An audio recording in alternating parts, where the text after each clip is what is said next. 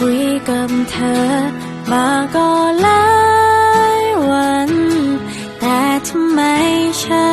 นยังไม่ได้ใจเธอสักทีจะต้องรอกี่เดือนนับเป็นปีหรือนานกว่านี้ถึงจะอยู่ในหัวใจอย่าปล่อยให้คิดไปไกลหวั่นไหวไปเอ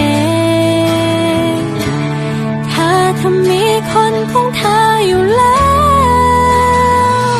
คนในห้องแชทยังไงก็แพ้คนในใจของเธอต่อให้ฉันรักยังไงก็แพ้แต่เธอน่ะไม่สนใจเพราะคนที่เธอรักมันไม่ใช่ฉันยังไงก็ต้องตัดใจเดินถอยหลังมาพร้อมกับใจเธอไม่รักก็ต้อง